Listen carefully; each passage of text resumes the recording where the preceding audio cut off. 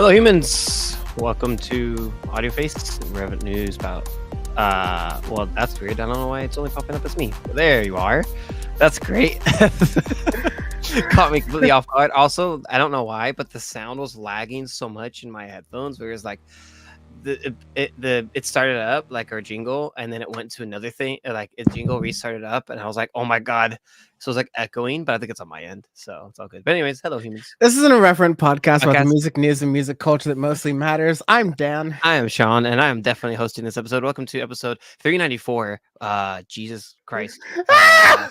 No. 294. Don't scare me like that. It's 294. 294. Because I'm literally 294 is also scary because I know we're gonna go to 300 soon, but like 394 is much scarier. So please don't. I literally made Dan have a heart attack.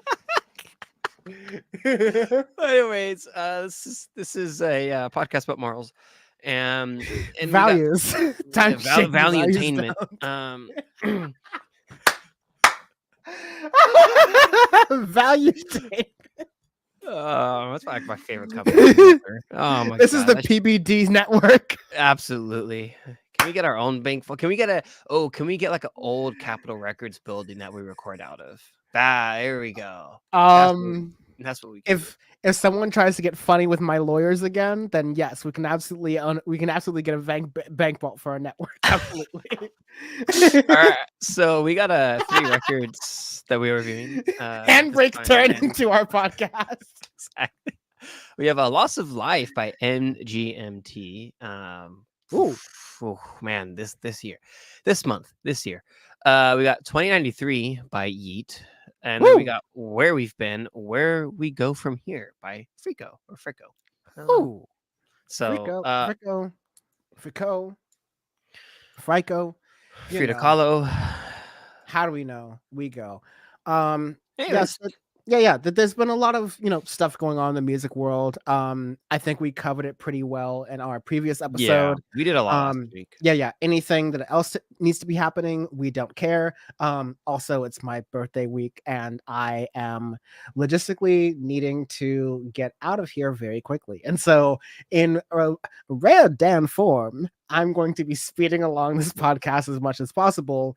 Not without us getting our meat and potatoes of what's the most important part of this podcast, which is music, albums, and even an album. Reviewing albums, even an album. And so we're not going to speed through that stuff, but we're going to try to keep it pushing. Anyways, more on that later. Anyways, thank you to the Syndicate 23 team. Thank you to everyone behind the scenes, for the Audio Face team, for the Power Report team, for making this happen. Please support us at join.syndicate23.co to make this thing happen, to get all this stuff out there.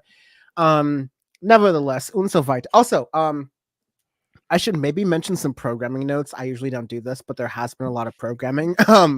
Bam has been on Sandy Lovas's show, Left of the Box, at youtube.com/Left of the Box. Oh, I didn't know that. Yes, look Bam metamorphosizing into the Prophet. Bam is way more popular than me. Rightfully so at this point. And so you can check out Bam's fairly recent episode at the time of recording. We're recording at Year of Our Lord, the 25th of February, so 2/25/2024. A recent episode in the context of which we're recording, you can check out at youtube.com/Left of the Box, youtube.com/Left of the Box. Sandy Lovas, who runs that channel, also did a great, hair pulling, me doing this thing kind of drawing of me. You can check out also there. That was really good. I laughed. He does that so much. You guys have no idea. That's funny. It's a fidgety thing. It's almost like it's like me. Like I do this with my nose. Ever since I broke it, it's something that I do too. Is a fidgety thing where I always go like this. I don't even notice it anymore. Also, yeah, exactly. Yeah. I'm now realizing that the person I thought you were on Steam is not the person I thought you were on Steam, because I saw someone just come online on Steam, and it clearly isn't you because you're doing the podcast. But clearly it's Justin. So that one is definitely Justin, because if you look at the picture, that's definitely Justin. I don't think mine's like that's. Let me look. Okay. Anywho, so you can see my name. I don't think it's that spicy. We are going to go into the album reviews. And boy, am I excited to do That's our first one, because absolutely. I was listening to, not to get too far into it, but I was listening to the previous record from the artist we were about to talk to as we were doing this review to kind of evaluate how I felt about this record. And I'm really excited to talk about this. So take it away. So, first review of the day, serving up Gary's Way Bean. We got MGMT's Loss of Life, 10 songs, 45 minutes long. MGMT, long standing, brilliant indie alternative band that have been around for a long time, for nearly 2 decades, right? Their hit um, debut record of Our Lacquer Spectacular is literally a fucking soundtrack to our youth. Um, and then we had one of my absolute favorite records that we've ever reviewed on this podcast of Little Dark Age. Mm. 2018 still being probably my favorite year of music releases since this podcast has taken off. I was listening to T Slamp a lot Oh, and dude, hell yeah. referencing that song specifically this week as I was referring back to this record. Time spent looking on my phone. Like that was Yeah, like really I mean, not to denigrate a lot of other things we've talked about, which have been really great on here, but like that's one of my peak audio face moments as I'm thinking about, like, the horrors, as I'm thinking about all that stuff that's starting to kind of slowly come back around mhm. in like a boomerang context.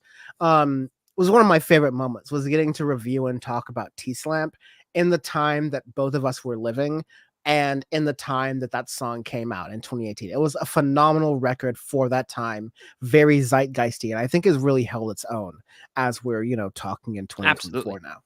Absolutely. Yeah. Hell World. And with Loss of Life, right? Like it's been 6 years since Little Dark Age came out, which is crazy because it feels like yesterday that damn album came out.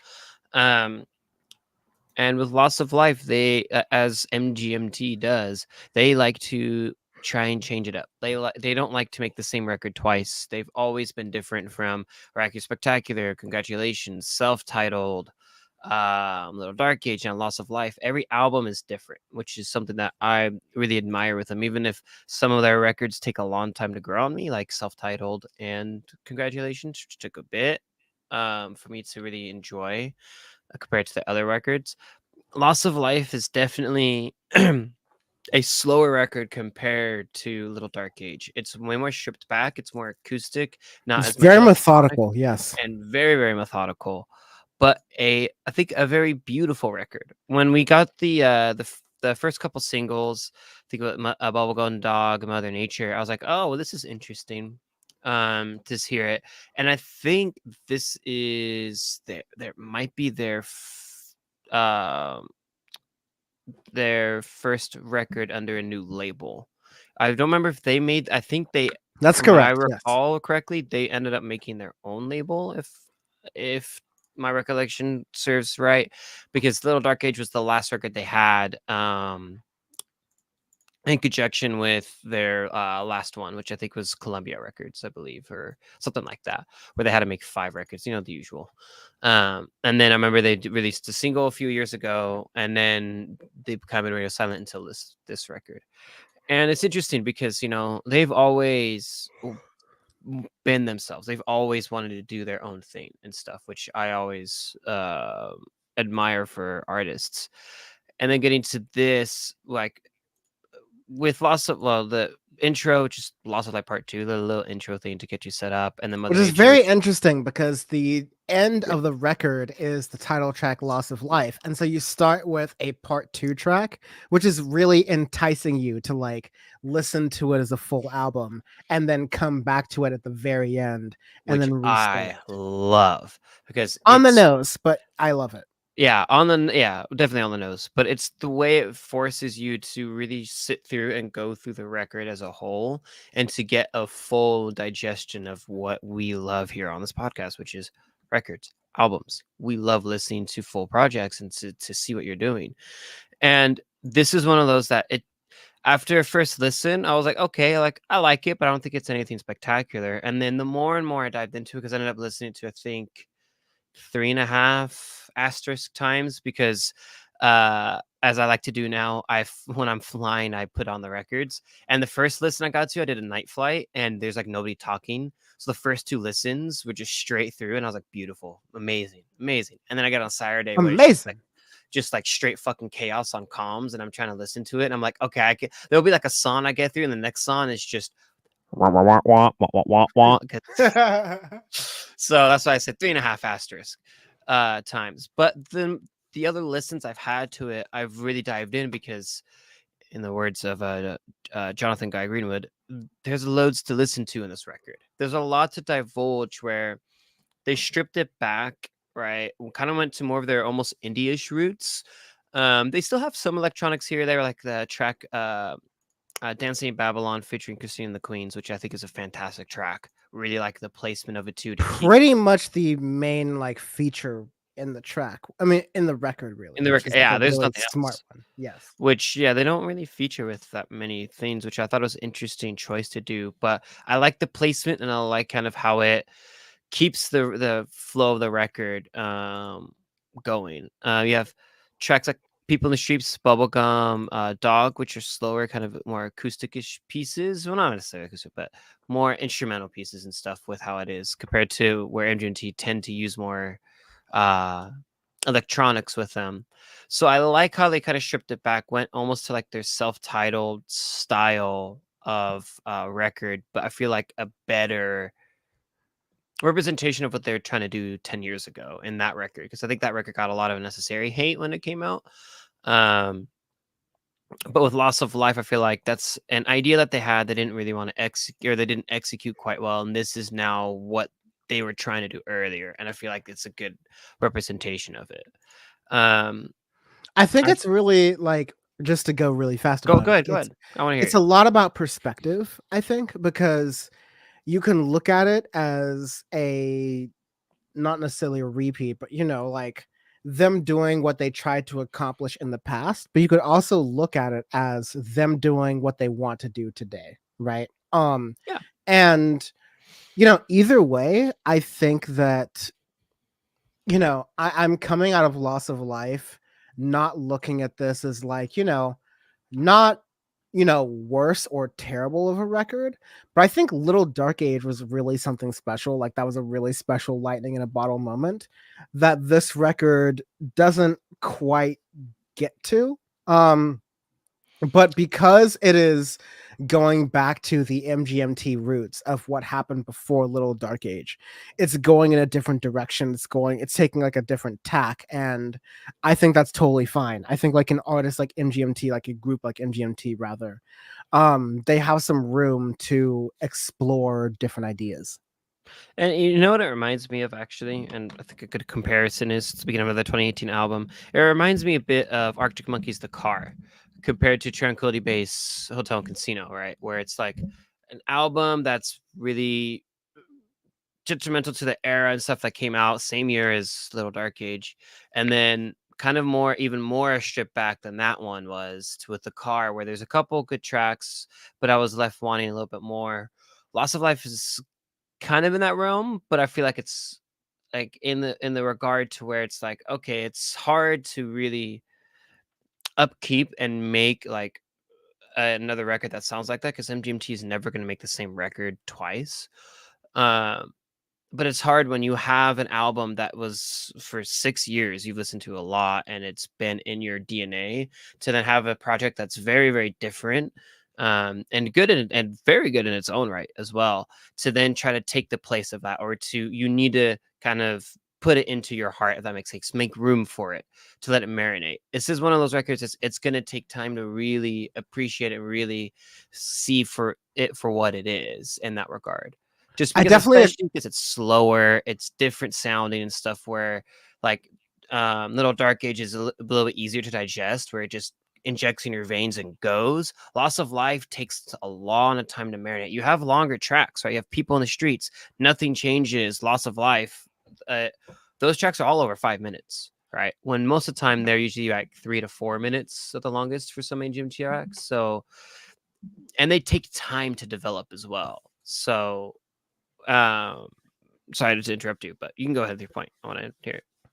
No, I was gonna say that like I not a long point, is that I agree with a lot of what you said. That unlike a lot of audio face records, where like we review an album and even an album, and after a listen and a half, 2 listens especially, you start to really get it.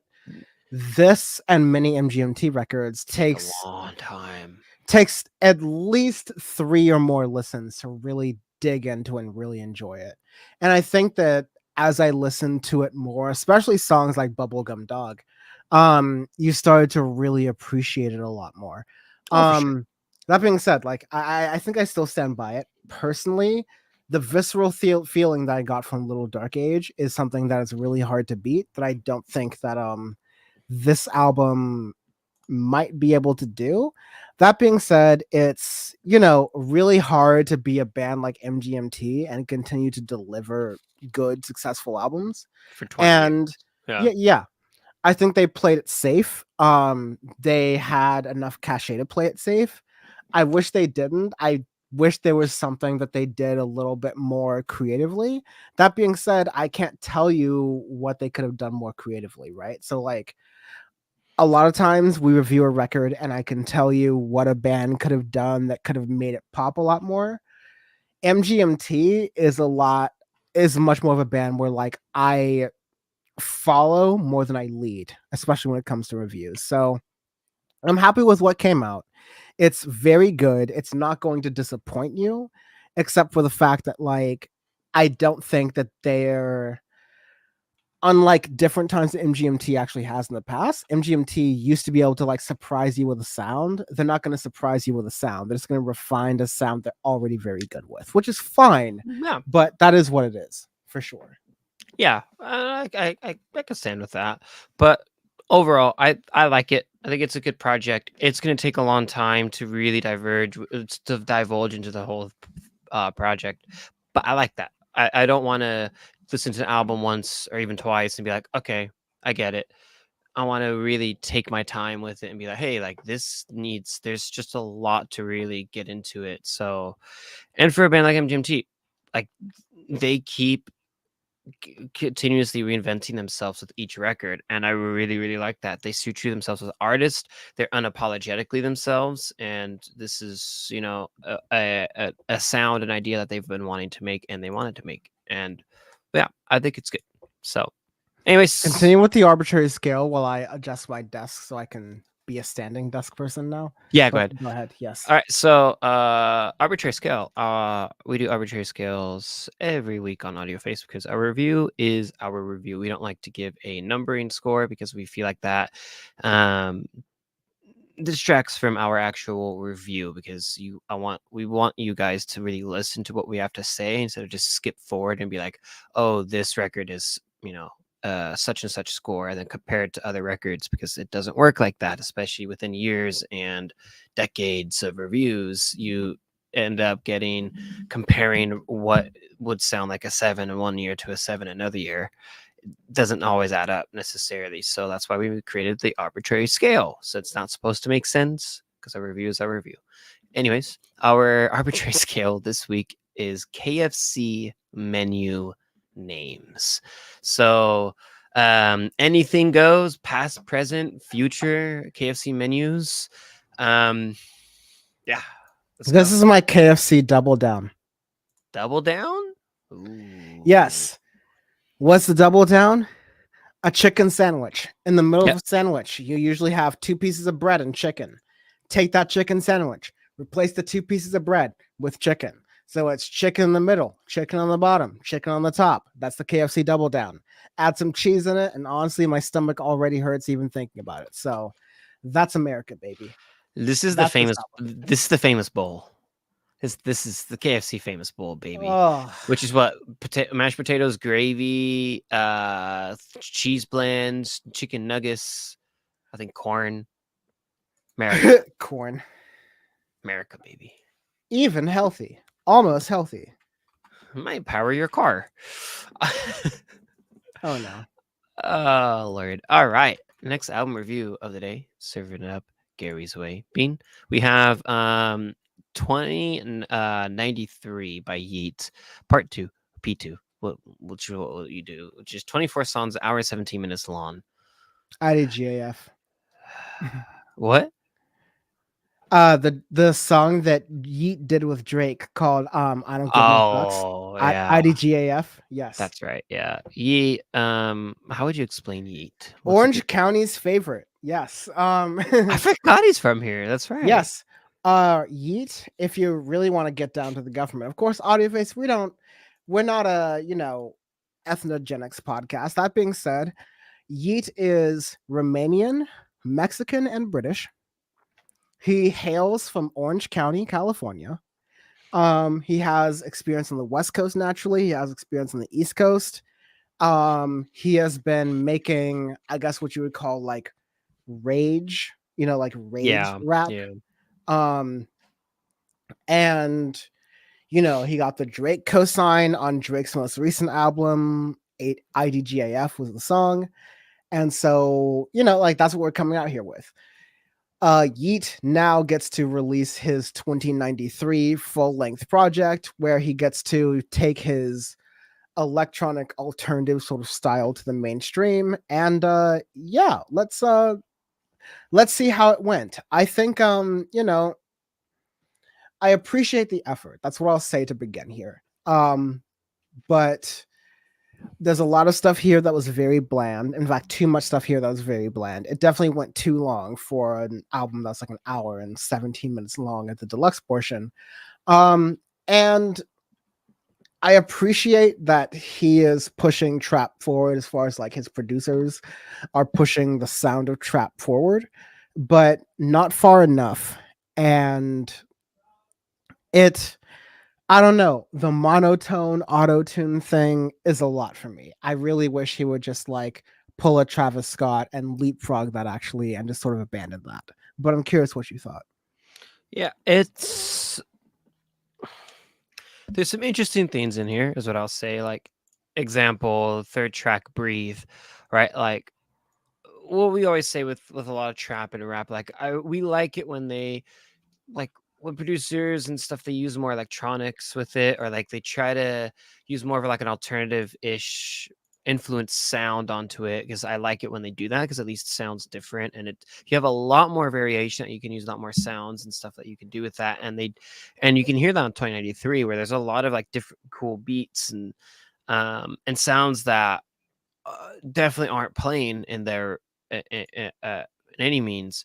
But the issue is like the rap and the flow with Yeat, and like some of the tracks I've listened to, like he does that thing where it's just really monotone, just does a thing, right? Like, what is it? Rich Minion, I think, is the one that really got him big, anyways, in like the SoundCloud scene and all of that. And like that's been something he's been doing for a few years, and it's like it's okay, but for after, for 24 songs, an hour and 17 minutes long, you pretty much get over it in that regard, where like you want more variation in the flows and the rap, especially to match the production on this. Because I actually think the production on this record is pretty decent. And there's, especially compared to a lot of the other trap and rap records that I've been getting that have been very, very just bland and sterile. With this, like, cool, I get really cool beats. And Yeah, then you like there's industrial, there's futuristic. It like absolutely. invokes some aspects of like, Vince Staples' big fish theory, but clearly Vince Staples is more interested in Hollywood than he is in music right now, which is no shade, it's just a fact. But we've been talking about combining rap and electronic music into something like this, and you get it right here, but unfortunately the lyricism just The doesn't lyricism deliver. and the vocals are a letdown. It's like, oh, we're so close. It's like, damn it. Like, we got the beats. Now we just got to get somebody who doesn't just mumble rap the entire time, right? Like, you can't do Tom York, Wolf at the Door, mumble rap for an hour and 17 minutes long and get away with it. So, and it's like, it's just really, really bland in that regard. And it's a letdown in the way with how a lot of the production went. So, like, there's a couple decent things here there. Like, I think Lifestyle with Lil Wayne. I mean, I can never hear the word lifestyle without thinking lifestyle. Um, and like there's a couple things here that are okay, like the I one with love Future Bought the Tuesday. Earth, etc. Yeah. Yeah. But overall for it, it's like it's just you need more variation in your flow. You need more variation in your lyricism and stuff. I mean, that's stuff that I mean, we were yelling at 21 for doing and stuff too, like rappers that we even like. And you just need that to match the beats, to match the variation that is in this record, or else you'll make what is otherwise a decent record into something that's very, very flat and very monotonous and boring into it. So, and that's what you get with 2093. So, if you're a fan of Yeat and stuff, which she has kind of like a cult following, you'll definitely like it. But for someone who's getting into it, you might like a couple things here or there. But for the whole project, it's just really long and just flat, which is a big letdown considering the production on it. I mean, yeah, we're gonna talk about this about how rap is really down bad as a genre, and how Yeat is one of the trailblazers of the genre, and this is showing in 2024 and early 2024 what one of those trailblazers has to present, and that combined with Travis Scott, who I think are great artists in their own right. They're the trailblazers for this genre. This is what we're reviewing. It's a little lackluster. Yeah, So I mean, especially compared to Travis Scott's record. I mean, that one is pretty like, I mean, the first three tracks are all very, very different in there, and at least the vocals are different. Where at least he wasn't doing his old patented yeah for fucking an hour and 20 minutes like he used to. So I'll give him that. Whereas with Yeet, it's just the same flow, the same style for over an hour, which is just yeah. And it's again, as you alluded to, it's showing you the disrepair that rap is in this decade. Really, this decade is showing you that's just running out of ideas. It's super flat, and you need to have more people to try and change it up, but there's just not enough that do it. You have little glimpses, you have little hopes here or there, but for it as a whole, it's really bland. So unfortunately, yeah. and unfortunately, exactly. All right, arbitrary scale this week. Arbitrary scales every week on our face because our reviews our review. This one is KFC menu items, past, present, future. Love that chicken from Popeyes. Oh my god. All right, so this is This is back when the buckets were like $20, and you can get them like 5 thighs, 4 drumsticks. Like you used to actually be able to feed a family off of that. Now $20 is like some chicken strips and mac and cheese and a couple biscuits. It ain't the same. ain't the same. Uh this is definitely just like an 8. This is definitely just a 5-piece nugget. Just a 5-piece nugget. Nothing Damn. crazy. Like it might feed you, it might not, depending on how hungry you are, right? Depending which KFC you go to, because some of them give you This like better nuggets, and some this of is them like true. This is very So true. yeah. Um, Same thing. Continue the rundown. I will be here. I'm just gonna maybe go off screen for a sec. Cool. Okay. So last album review of the day, serving up Gary's White Bean. We've got Where We've Been, Where We Go From Here by Friko. 9 songs, 36 minutes long. So definitely stays in tune with records for the past decade of staying a little bit shorter in length and stuff. Anyways, with Friko, I've actually never. This is again one of the things that I really like about this podcast. Somebody or a band I've never heard of before, haven't come across, but this podcast continues to broaden my horizons and try out different sounds and stuff all the time, which is what I love.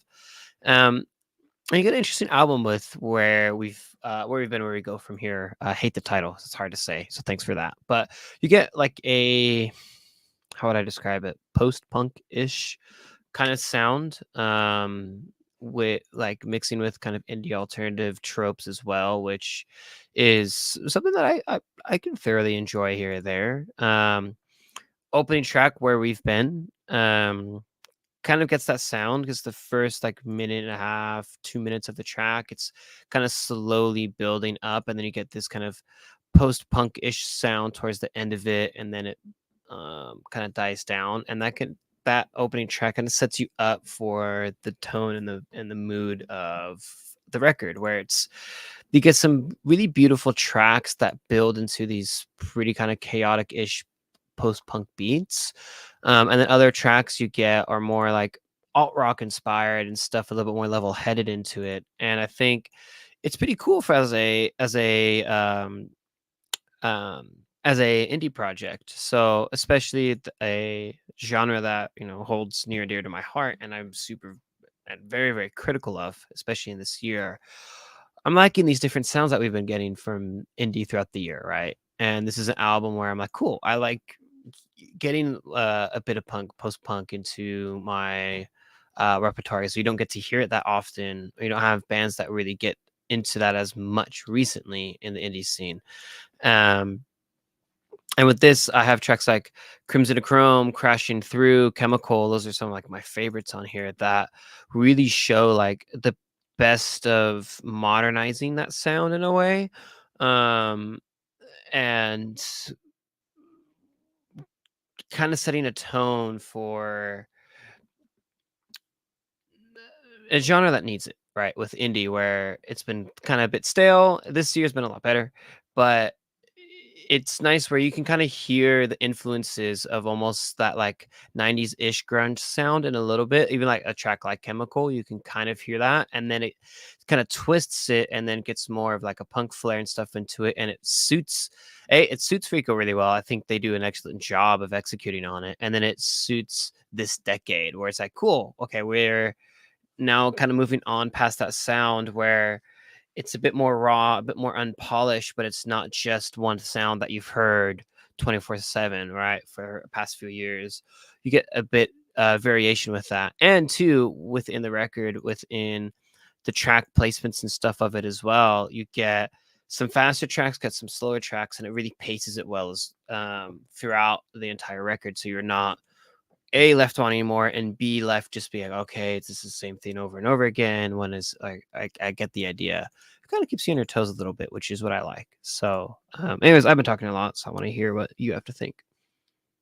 You're muted. Ripperoni. Sean, never apologize for talking too much. But yeah, I felt very similar things. Definitely better than Yeat, and surprisingly better than MGMT. Like considering MGMT's backwards discography, I felt that Friko really balanced this record really well. Against 9 songs, 36 minutes. So you're really leaning into longer songs as opposed to, more songs with more varied ideas, which I think is like a good stance because you really get to, and I think you really hit on a lot of like the greatest songs. Like Where We've Been's a really amazing starter. Crimson to Chrome and Crashing Through are like really solid as well. For Ella is like a really great track, and Chemical is like an underrated sleeper hit. Like Chemical is a really powerful song, and again, like indie has been in this, as it should be. Indie has been like a catch-all genre, and it means a lot of different things at a lot of different times. And for a while, one specific streak of indie has been grunge, like you mentioned, like grunge, pop, rock. Yeah. Biba Doobie, Japanese Breakfast, Japanese House have followed this kind of thing for a while. Wilt and some other bands that we followed have followed this thing for a while. And it's good, that's fine, but where you go within that and how you branch that out from like, okay, this is just a callback to the 1990s and the early 2000s, which is, popular at this time, especially on TikTok, to making like a musically forward thing. And I really feel like, again, no shade to any of the other bands I just mentioned, but like Friko really executes it here. Chemical is a great example of that. But really, from For Ella to the rest of the record, like that bottom half of the record from For Ella and afterwards, really shows that like not only are they trying to call from that sound of the 90s, but they're really trying to push it forward in their own unique way. And you really just get it by hearing it. It's one of those you really have to be there kind of things. Yeah, and I like that, right? And like that's something that, right? Like I'm really happy right now with 2024 is what we've been getting with indie recently. I've really enjoyed a lot, right? Like the last dinner party, I think for a debut record, amazing, fantastic.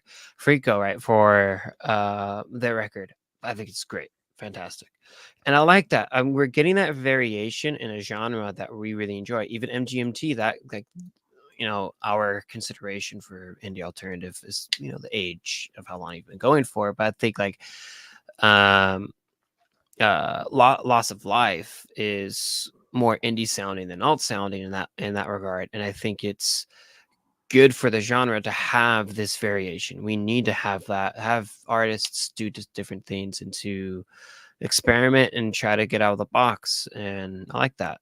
And I think Frico did a pretty good job with that. So um yeah, a group that now I gotta kind of keep on my radar and to see what they're gonna do more too. So it's interesting. Yeah, I really enjoyed it, and this is why I like doing this podcast. Right, like we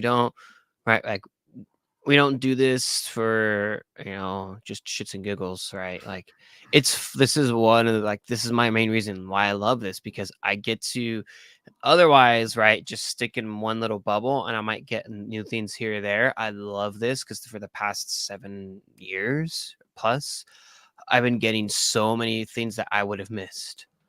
I Yeah, love that. yeah, and I think that's a mutual effort. Like we both put things on each other's radars that we wouldn't have normally seen, which I really enjoy about this. But yeah, it's looking for the fact that like we could have just done a week of artists that both of us recognized, but I was like, okay, people are talking about Yeat. I don't know if I like him. I don't know if I'm impressed by him, but let's throw it on here to try to like push our perspectives. And then Friko, I've never heard of them before, but sometimes we get an artist like the Horrors that we've never heard of them and it becomes our instant favorite. And then other times like, you know, I won't call Friko like an instant immediate favorite like the Horrors, but I'm really glad I reviewed them Mhm. and that they're not bad by any means. Like they're very good, and it's actually someone like it's a relatively new band. I think they've only released in 2019 that had a demos record, and so let's consider this their first proper project. I can't wait to see how they continue, whether or not they have a solid go through the curse that is the second album. But I'm really curious to see like how they go and how they progress. I think they've got a really good foundation from here, and so yeah, that's to echo you, Sean. So I'm really glad to do this. Anyways, Absolutely. Arbitrary scale. arbitrary scale. Thank God I did not almost close out of this tab. That would have been very funny. Rip. Um, We do arbitrary arbitrary scales every scales week in Audio Face because our view uh, is our view. We could give you a regular ranking system or a regular number system, but we don't do that because we already told you how we felt about the album. So we change how we review the albums every single week on a rotating arbitrary scale. That's why it's arbitrary. That's why it's a scale. That's why it's rotating. That's why we do it every week. This week is what? KFC menu Okay. items. So this is your 12-piece chicken meal, baby. You got mashed potatoes, you got biscuits, gravy, you got a bucket of chicken, and you get some coleslaw salad. Absolute America's best. This is my I am, doing the suburban special, and I'm like, who has the best fried chicken sandwich? So I'm going to Raising Cane's. I'm going to Churches for whatever reason. The only reason I go to Churches. I'm going to Chick-fil-A for whatever reason. The only reason I'm going to Chick-fil-A. And I'm checking out KFC, and I'm going to all these chicken sandwich places and seeing who's got the best spicy chicken sandwich with a little pickle in the middle. Like I am currently ranking all that, and I'm giving KFC some bonus points because out here in the Southland, they might hit you with an apple pies every once in a while. So you know what? You just, Them you gotta apple know that. pies, though. And it's not just the regular apple pies; they fry them. So they dip them in the deep fryer along with the chicken, and so it's extra unhealthy for you. But there's apples And you in could it, so taste a little chicken in that apple pie too. So it's yeah, like exactly. it's The, clucking at you. there's apples in there. That's vitamins. It's healthy. You know what they say, an apple a day. Exactly. An apple a day keeps Tim Cook away. This has been an this has been a Dan tapping the brakes and successfully making it out of that you know, off ramp on the PCH in Newport Beach version of Audio Face. What does it mean to play us out? Oh God. Jesus Christ. Thank you for listening, Audio Face. Next Well, week, I next was, week we've got some albums. yeah. You play us out a little bit, and then I will tell you what we have. Because I was like, oh, we definitely have to do the podcast tomorrow, and no matter what form of meat coma I'm in next Saturday, Yeah, because we'll have there's a couple releases that are definitely coming up. But anyways, thank you for listening to Audio Face. You can find us at all our links right at audioface.show for the YouTube stuff, podcast stuff, all at right like Schoolboy Q, Schoolboy Q. There we go. That's Starfucker, and Yard Act. damn, that's a week. This year, man. This month. And then after that, we have Ariana Grande, Bleachers, and more. So Yeah, I knew Bleachers was coming out soon too. Bleachers. Which would be interesting to hear a We got Fortet Bleachers. later on in Yeah. March. Also, well, Waxahachie. when is Justice? Is that April or March? Oh, That should be soon, I thought. that is April. April. Okay, so close. Yes. I was close. Yes. Woo! No. And also in April, got a little bit of Taylor Swift here. Got a little bit Oh, of that's right. Yeah, her record's in April. yeah.